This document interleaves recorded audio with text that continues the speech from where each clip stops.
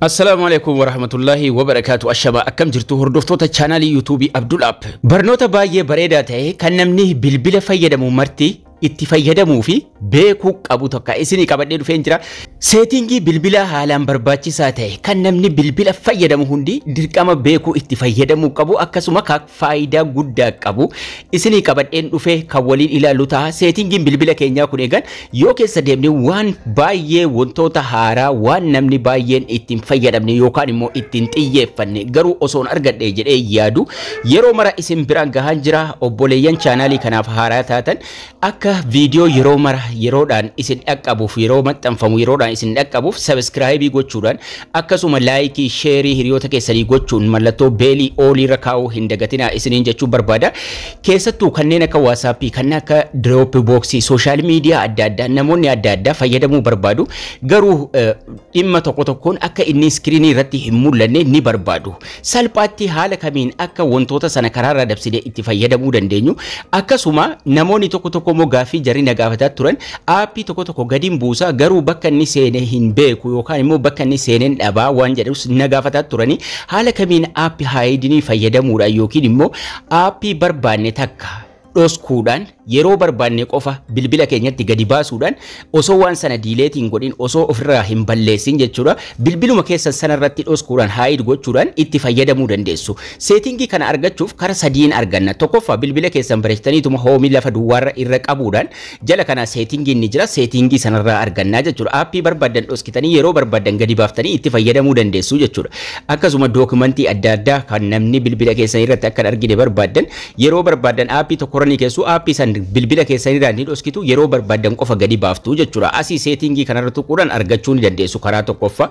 Karaan lammaffaa ittiin isin seetingii kana argachuu dandeessan bilbilli keenya waan adda adda ta'uu maluuf karaa maraanuu isinitti agarsiisa. Karaan lammaffaan bilbila keessan asii ol ta'uudhumaan bakka sarchii fuula dura mallattoon tuqaa sadii qabdu tokko ni jirti. Bakkuma appilikeeshinii hedduu asirratti argattan kanarra mallattoo sarchii ni jirti. Tuqaan sadii achuma sarchii sana fuula dura irratti argattu jechuudha. Tuqaa sadan sana yeroo isin tuqattan seetingii jedhee isiniif baasa. Seetingii sanarra tuquudhaanis waan amma isinitti agarsiisuuf deemu kana argachuu dandeessu jechuudha. Seetingii jedhee as jira. Seetingii kanarra tuqannee deemuudhaanis argachuu dandeenya jechuudha. Karaa lammaffaa ittiin waan amma isinitti agarsiisuu deemu kana argattan jechuudha. Asirra seenuudhaan hidden app on home screen ka jedhu ni jira. Achirra seenuudhaan seetingii isa walii sirreessuu dandeenya jechuudha.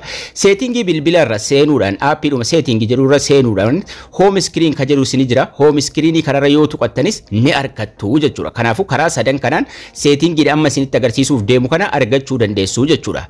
Wantoonni kun faayidaa guddaa qabu jira barnoota biraatiin isinii qabadhee dhufa. Amma garuu kan nuti waliin ilaallu hide apps on home and apps screen ka jedhu kanarra seenaa jechuudha. Kana ka faayidaa guddaa isiniif qabu. Hide apps on home and app screen. Asuma wala tooftu tuqaa sadiitu itu. Fakkeenyaaf amma WhatsAppiin lama jira. WhatsAppiif WhatsApp businessii. WhatsApp businessii kana yeroo barbaannetti dhoskuu barbaanna taanaan akka namni bilbila keenya irratti argee irra hin seenne barbaanna yoo ta'e tuqaa sadii gaaraa tuqnaa jechuudha.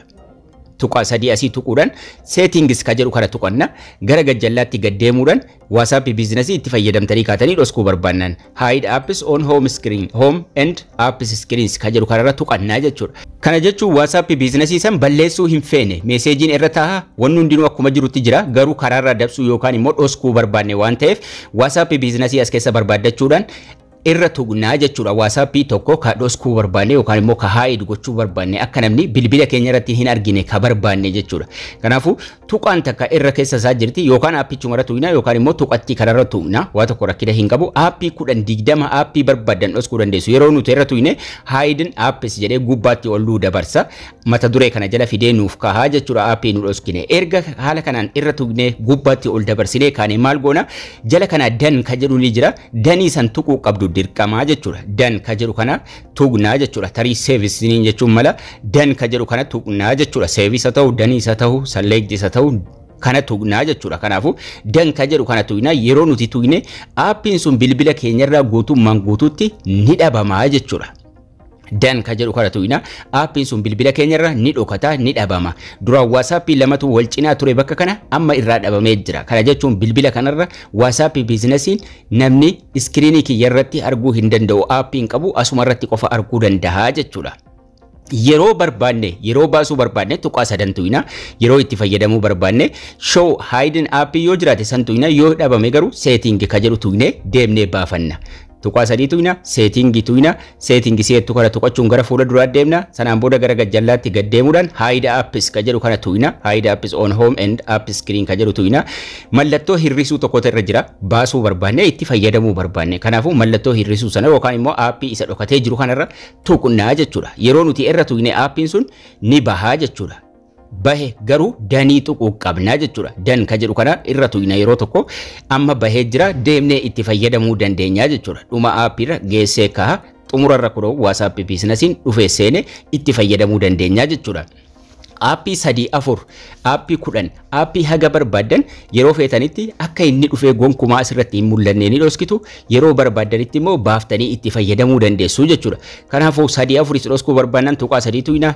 settingii keesseenna sanaan booda hide apps on home apps and apps screen ka jedhu irra seenna aappii barbaanne ni dhoskina jechuudha irra tuqna ka barbaanne irra aappii tokko irra tuqee amma 2-3 ka biraas ka barbaanne irra tuqnee dhoskuu barbaannan waan feene mara deemnee dhoskuu dandeenya jechuudha imoon dhoskuu barbaadatanan imoo deemee irra tuqa instagramii dhoskuu barbaadatanan instagramiis akkasuma irra tuqa select godhama gubbaatti ol darbaa jira amma aappiin kun sadan dhokatee jira daniin tuqa yeroo gara hoomii keenyaatti deebinu yookaan bilbila keenyatti deebinu WhatsApp biizinasii hin jiru, imoon hin jiru, Instagramiin hin jiru dhokatee jira. Baasuu barbaadan tuqaa 3 tuqa yeroon barbaadetti settingiin tuqa gara gajjallaatti hide apps on home ka jedhuun tuqa deemeen aappii sadanuu irra tuttuquudhaan keessaa baasa daniin tuqa itti fayyadamaa jechuudha amma bahanii jiru sadan jiraatu dhufanii naa deebi'anii jiru jechuudha kanaafuu haala kanaan aappii barbaadan hide gochuudhaan yeroo barbaadanitti itti fayyadamuu dandeessu dookumentii adda addaa aappii irra keessan